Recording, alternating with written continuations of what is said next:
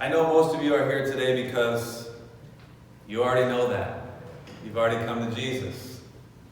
From a salvation standpoint, you're saved. You're going to heaven. You know this. You see what the Word says. But my question to you then is, have you come to Jesus with everything? With everything. Is there a closet with a skeleton in it that you just haven't brought to Jesus yet? Is there something that you're holding on to in your life you're a little bit too embarrassed about, or maybe you're afraid? Well, what will Jesus think about that? What will people say? A couple weeks ago, I was at a pastor's lunch, and our speaker for the lunch was a retired pastor who now has a ministry of pastoring pastors. We need shepherds too. He gave us this book called Survive or Thrive, written by Jimmy Dodd.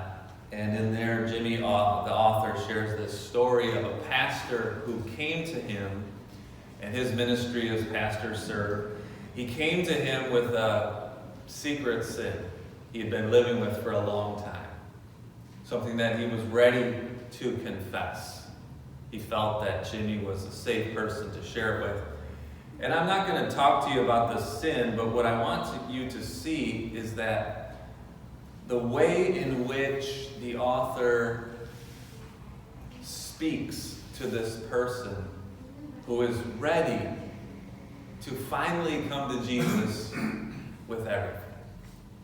Because I think it's important for you to hear that, because if you're willing to do that, if you're willing to deal with that stuff that you have in your life that you've kind of put aside and you don't want anybody else to know about it, maybe nobody does know about it, but God does.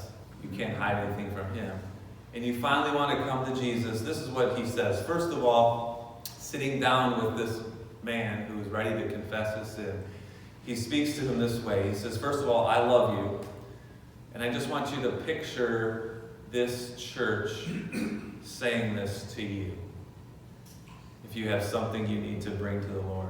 First of all, I love you. There is absolutely nothing you could tell me today that will make me think less of you. It won't be a shock to me when you tell me you're broken, because I already know you're broken and I am too. Apart from Jesus, neither of us has an ounce of hope. I don't think you're in deep weeds, and I'm not. I do think you're in deep weeds, and I'm right there with you. I need the grace of Jesus today as much as you need the grace of Jesus today. I know there's a tendency to hold back. I understand you may be reluctant to tell me everything. You likely think, because you believe Satan's number one lie, I can't tell him everything. If he knew everything, he would reject me.